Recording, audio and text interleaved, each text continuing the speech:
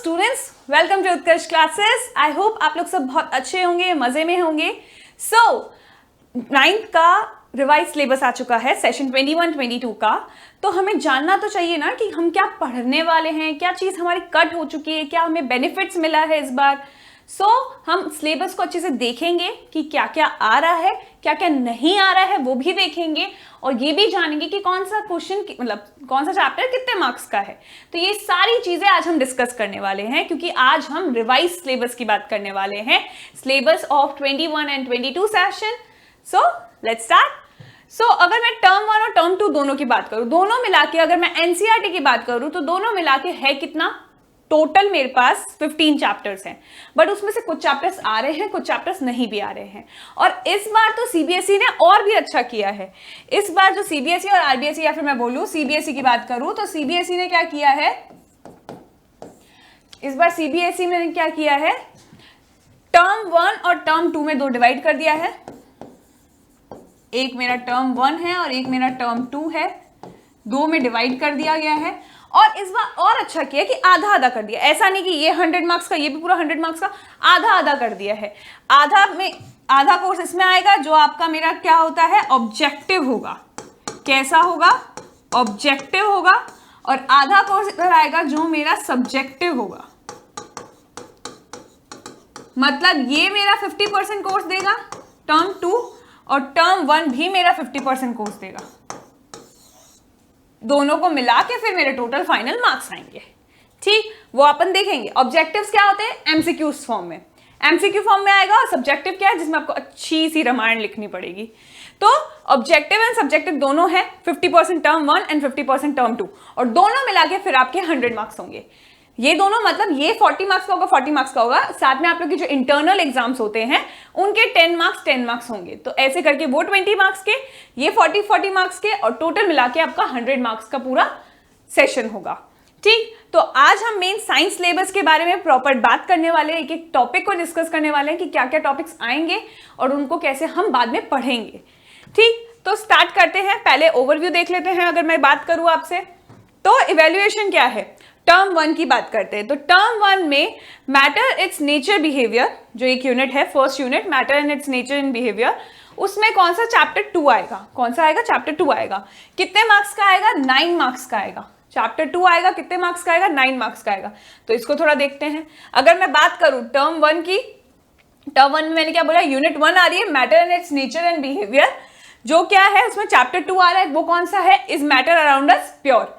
अब इस चैप्टर में हम क्या क्या चीजें डिस्कस करने वाले हैं उसको भी देख लेते हैं। तो इस चैप्टर में हम normal elements, compounds, mixture, heterogeneous और homogeneous mixture, colloids and suspension, इन्हीं की बात करेंगे। इसके अलावा जो चीजें हैं उनको नहीं पढ़ना है, हमें मेन इन्हीं टॉपिक्स पे फोकस करना है। क्या क्या टॉपिक्स है, elements, compounds, mixture, heterogeneous and homogeneous mixture, colloids and suspension. ठीक, इसके अलावा नेक्स्ट क्या था, इसके अलावा नेक्स्ट था organisation in living world, chapter 5 and chapter 6, chapter 5th and chapter 6th of your NCERT, that is cell and tissue. Total मिला के कितने मार्क्स का है, वो टोटल मिला के 8 मार्क्स का है। अब 18 मार्क्स का है, मतलब इंपॉर्टेंट है। 18 मार्क्स किसको बोलते हैं, और वो चैप्टर 2 खुद ही 9 मार्क्स का है। 9 मार्क्स का मतलब 4 मार्क्स के भी क्वेश्चन आएंगे, 3 मार्क्स के भी क्वेश्चन आएंगे, 2 मार्क्स के भी क्वेश्चन आएंगे। ठीक, अगर चैप्टर 5th और चैप्टर 6 की मैं बात करूं, चैप्टर 5th और चैप्टर 6 की मैं बात करूं, तो चैप्टर 5th में क्या क्या है, फंडामेंटल यूनिट ऑफ लाइफ, जिसको मैं इन शॉर्ट बोल सकती हूँ सेल चैप्टर है।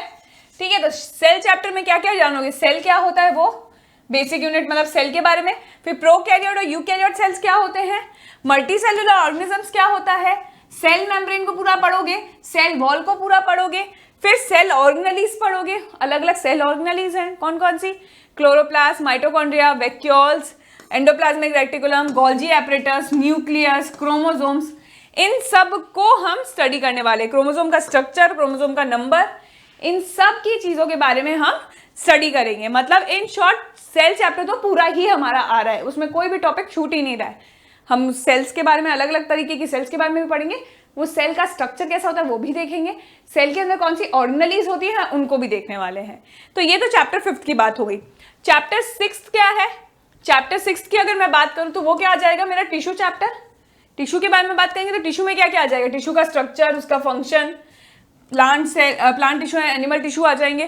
प्लांट टिश्यू है, एनिमल टिश्यू भी टाइप्स में पढ़े थे हमने, तो उस टाइप्स के बारे में भी बात करेंगे। Tissue in animals, meristematic and permanent tissue in plants.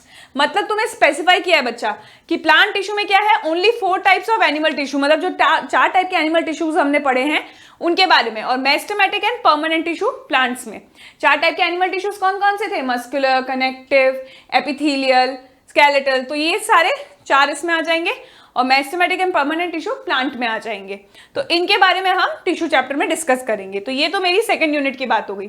अब मैं थर्ड यूनिट की बात करूं तो थर्ड यूनिट क्या है, मतलब ये एक एक डिवाइड हो गया बच्चा। ये हो गया मेरा केमिस्ट्री का पोर्शन, इसमें क्या आ जाएगा, केमिस्ट्री। ये सेकंड यूनिट कौन सी है, बायोलॉजी। एंड थर्ड यूनिट कौन सी आ जाएगी, फिजिक्स की। तो थर्ड यूनिट फिजिक्स की बात करूं तो motion force work, motion force work है। उसमें कौन सा चैप्टर आ रहा है, चैप्टर 8 और चैप्टर 9। टोटल कितने मार्क्स का आएगा, 13 मार्क्स का पूरा दोनों मिला के चैप्टर आएंगे। तो अब 13 मार्क्स में आएगा क्या क्या, वो भी तो हमें देखना पड़ेगा। तो 13 मार्क्स में क्या क्या आ सकता है। अगर मैं मोशन चैप्टर की बात करूं तो मोशन में क्या है, distance, displacement, velocity, uniform, non uniform motion along a straight line, straight line motion में ही पड़ा है। Acceleration, distance time graph, velocity time graph, uniform, non uniform, uniformly accelerated motion, equations by graphical methods, different graphical methods के through हमने velocity time graph, distance time graph, तो इन सबको भी डिस्कस किया है। Elementary ideas of uniform circular motion, last में हमारे चैप्टर के एंड में थोड़ा सर्कुलर मोशन के बारे में भी है, तो उनको भी डिस्कस करना है। तो ये सारी चीजें हम मोशन चैप्टर में पढ़ने वाले। मतलब मोशन चैप्टर मुझे साफ साफ दिख रहा है कितना लेंदी है और उसमें कितनी सारी चीजें हैं, तो ज्यादा वेटेज का मोशन चैप्टर ही हो गया। बस ये चैप्टर 8 है और चैप्टर 9 भी आएगा, दोनों मिला के 13 मार्क्स का है। तो अगर मैं चैप्टर 9 की आपसे बात करूं तो चैप्टर 9 में क्या है, force and laws of motion. तो force and laws of motion में क्या है, फोर्स और न्यूटन्स के सारे लॉज, जो भी न्यूटन ने लॉ दिए हैं, तो फोर्स के बारे में जानेंगे, मोशन के बारे में जानेंगे, न्यूटन्स के लॉज के बारे में जानेंगे। और क्या है, उसके एक्शन रिएक्शन फोर्सेस, न्यूटन का एक लॉ है, ठीक। इनर्शिया ऑफ बॉडी, बॉडी की इनर्शिया और के बारे में समझेंगे। इनर्शिया ऑफ मास, मास के बारे में भी समझेंगे। मोमेंटम, फोर्स एंड एक्सेलरेशन, और elementary idea of conservation of momentum. Conservation of momentum जो टॉपिक है कि कैसे मोमेंटम को हम कंजर्व कर सकते हैं, उसको भी हम डिस्कस करेंगे। तो ये सारा टॉपिक चैप्टर 9 में आ जाएगा। तो टोटल मिला के अगर मैं देखूं तो 5 चैप्टर आ रहे हैं टर्म 1 में। अगर मैं टोटल बात करूं तो टर्म 1 की अगर मैं सिर्फ बात करूं तो टर्म 1 में टोटल मिला के कितने चैप्टर्स हैं, 5 चैप्टर्स हैं। 5 चैप्टर्स को हम डिस्कस करेंगे। तो 5 चैप्टर्स कौन कौन से हैं, चैप्टर 2, ठीक है, next chapter 5, chapter 6, chapter 8 and chapter 9। तो ये टोटल मिला के मेरा आ रहा है टर्म 1 का सिलेबस। इन चारों चैप्टर को इतना अच्छे से पढ़ना है कि 40 के 40 मार्क्स हमारे हाथ में हो। डन। अब नेक्स्ट अगर मैं बात करूं, अब चलो टर्म 1 की तो बात हो गई। टर्म 1 हम मोस्ट प्रोबेबली, टर्म 1 कब होता है, टर्म 1 अगर मैं बात करूं तो मोस्ट प्रोबेबली नवंबर या दिसंबर, या फिर मैं बोलूं नवंबर और अक्टूबर के अप्रॉक्स में होगा। अक्टूबर और नवंबर के अप्रॉक्स में होगा, और वो भी ऑब्जेक्टिव होगा। Objective means MCQ. Main focus आप लोगों का किस में होना चाहिए बच्चा, एमसीक्यू में होना चाहिए। मेन फोकस किस में होना चाहिए, एमसीक्यू पे होना चाहिए फॉर टर्म 1। टर्म 1 हमने डिस्कस कर लिया, टोटल 40 मार्क्स का हो गया मेरा टर्म 1। इंटरनल एग्जाम्स भी है, इंटरनल एग्जाम में तो आप लोग सब टॉप कर ही लोगे। तो इंटरनल एग्जाम्स अलग है, मेन अपन फाइनल जो एग्जाम्स है उनकी बात करते हैं। तो टर्म 1 40 मार्क्स का है, 40 में से 40 आ जाएंगे अगर आप इन 5 चैप्टर्स को अच्छे से पढ़ लोगे तो। अब टर्म 2 की बात करते हैं, ठीक है, टर्म 2 को डिस्कस करते हैं। टर्म 2 में भी सेम, यहाँ पे भी 3 यूनिट्स हैं। First matter and it's nature and behaviour. इसकी बात करें तो चैप्टर 3 एंड चैप्टर 4 कितने मार्क्स का है, टोटल मिला के 18 मार्क्स है। मतलब सबसे ज्यादा मार्क्स की केमिस्ट्री आ रही है इस बार। वापस वही सीन है हमारा, ये मेरा केमिस्ट्री का पार्ट है, फिर देन ऑर्गेनाइजेशन, और ये मेरा किसका, बायोलॉजी का पार्ट है, और लास्ट वाला किसका पार्ट है, फिजिक्स का। तो ये सब भी मिला के कितना 40 मार्क्स का होगा, ठीक है। अब इसमें चैप्टर 3 एंड चैप्टर 4 आ रहा है। चैप्टर 3 एंड चैप्टर 4 को देखते हैं कैसे हैं, क्या है। चलो चैप्टर 3 एंड चैप्टर 4 में क्या है, एटम्स एंड मॉलिक्यूल्स के बारे में है। चैप्टर 3 में क्या है, एटम्स एंड मॉलिक्यूल्स। तो एटम्स एंड मॉलिक्यूल्स में हम क्या पढ़ेंगे, पार्टिकल्स के नेचर। एटम्स क्या है, पार्टिकल्स ही है, उनका नेचर, उनका basic unit. Atom and molecules के बारे में बात करेंगे। लॉज ऑफ एटम, या फिर मैं बोलूँ अलग अलग जो लॉज हैं उनके बारे में, तो कौन कौन सा लॉ है, लॉ ऑफ कांस्टेंट प्रोपोर्शन के बारे में बात करेंगे। एटॉमिक एंड मॉलिक्यूलर मासेस के बारे में बात करेंगे। एटम का कुछ मास होगा और बहुत सारे एटम्स मिलते हैं, मॉलिक्यूल बनता है, उसका भी मास होगा। मोल कॉन्सेप्ट को डिस्कस करेंगे। मोल कॉन्सेप्ट के अंदर क्या आ जाएगा, relation between mole to mass of a particle और नंबर, मतलब मोल्स के भी कॉन्सेप्ट आएंगे, मोल में कैसे हम मोल निकालते हैं किसी भी एलिमेंट का या कैसे, तो वो भी हम फाइंड करना सीखेंगे। नेक्स्ट क्या है, चैप्टर 4 स्ट्रक्चर ऑफ एटम। ये दिख रहा है मुझे बहुत कम है, इसमें ज्यादा नहीं है टॉपिक, मेन टॉपिक्स इसमें आते हैं एटम्स एंड मॉलिक्यूल्स में आते हैं। तो स्ट्रक्चर ऑफ एटम में मैं बात करूँ तो एटम के स्ट्रक्चर किससे मिलकर बनता है, इलेक्ट्रॉन, प्रोटॉन एंड न्यूट्रॉन, उनको समझेंगे। एलिमेंट्स और में वैलेंसी कैसे निकालते हैं वो समझेंगे। एलिमेंट्स और सबके केमिकल नेचर या केमिकल फॉर्मूला क्या होता है उनके कंपाउंड्स और का, वो समझेंगे। एंड आइसोटोप्स एंड आइसोबार्स की भी बात करेंगे कि आइसोटोप क्या होता है, मतलब कब एटॉमिक नंबर सेम होते हैं, एटॉमिक मास अलग होता है, और कब एटॉमिक मास सेम होता है, एटॉमिक नंबर अलग होता है। तो आइसोटोप्स एंड आइसोबार्स को भी हम डिस्कस करेंगे। तो ये तो पूरा मेरा केमिस्ट्री पोर्शन की बात होगी कि केमिस्ट्री पोर्शन में कितना आएगा। ये किसकी बात थी, मेरी केमिस्ट्री पोर्शन की बात थी, ठीक है, जो टोटल कितना है 18 मार्क्स का है। अगर अब मैं बात करूं बायो पोर्शन की, बायो में सिर्फ एक चैप्टर दिखा रहा है मुझे, ऑर्गेनाइजेशन ऑफ लिविंग वर्ल्ड में चैप्टर नंबर 13। यहाँ पे चैप्टर 3rd एंड 4th था केमिस्ट्री में, बट बायो में क्या है, अब सिर्फ चैप्टर नंबर 13 है, जो सिर्फ खुद कितने मार्क्स का है, 8 मार्क्स का है। तो अब चैप्टर नंबर 13 को देखते हैं क्या है। देखो चैप्टर नंबर 13 बायो में, चैप्टर 13 ये रहा।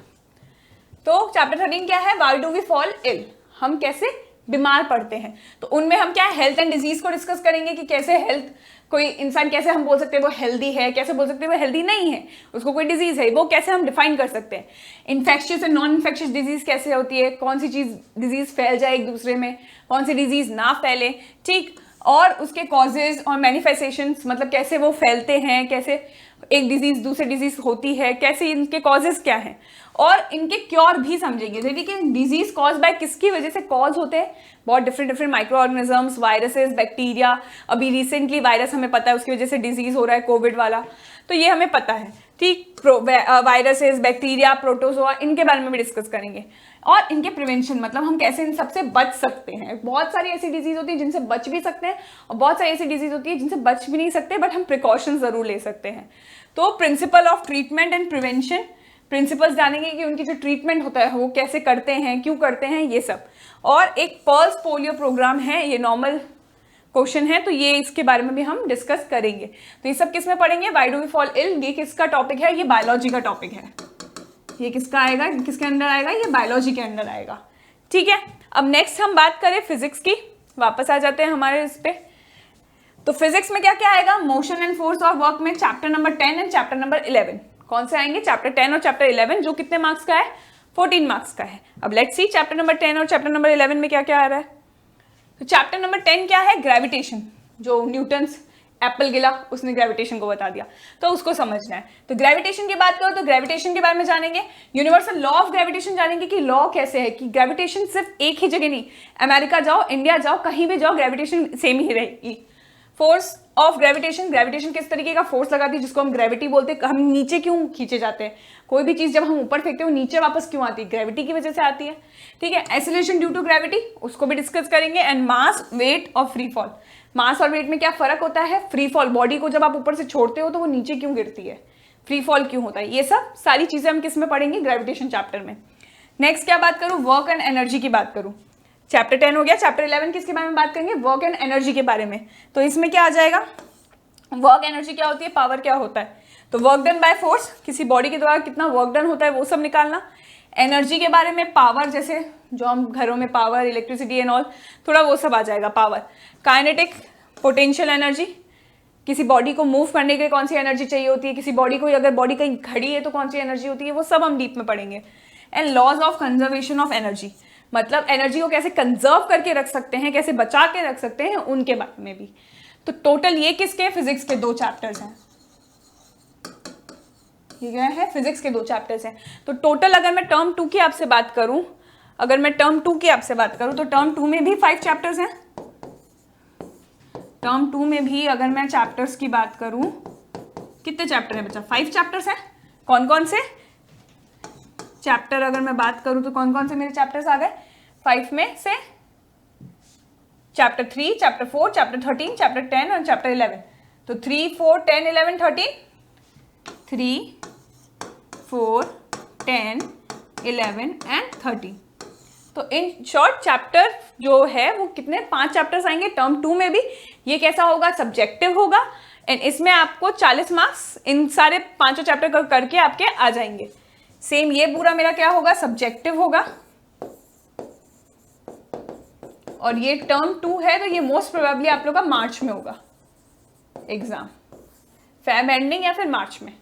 ठीक, तो ये तो टोटल हमने सिलेबस की बात कर ली।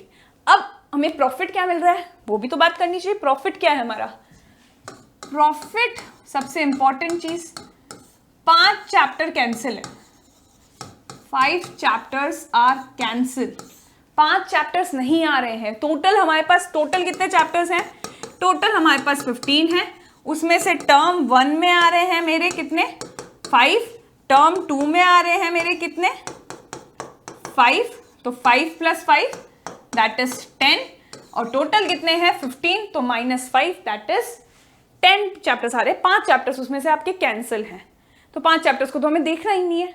चैप्टर 1 को हमें नहीं देखना, फिर उसके बाद अगर मैं और देखूं इसमें तो देखो क्या क्या चैप्टर्स नहीं आ रहे। चैप्टर 1 नहीं आ रहा मेरा, ठीक, फिर सेकंड आ रहा है, थर्ड आ रहा है, फोर्थ आ रहा है, फिफ्थ आ रहा है, सिक्स्थ आ रहा है।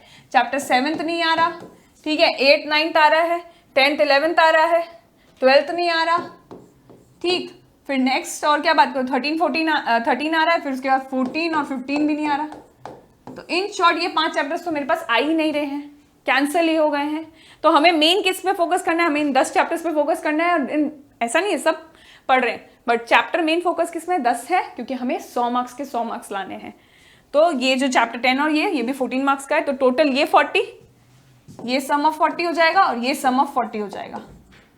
और बाकी इंटरनल्स में तो आप लोग सब टॉप करते ही हो, तो 10 + 10 20, टोटल कितना हो गया मेरा 100 मार्क्स का पूरा फाइनल हो चुका है। आई होप सबको ये क्लियर होगा। तो ये हमने बात कर ली थी रिवाइज सिलेबस की 21-22 की, जिसको हम पूरा अच्छे से डिस्कस कर चुके हैं कि क्या हमें पढ़ना है, क्या हमें नहीं पढ़ना है। सो हम यहीं पे ओवर करते हैं। सो सबको have a good day, take care and bye bye.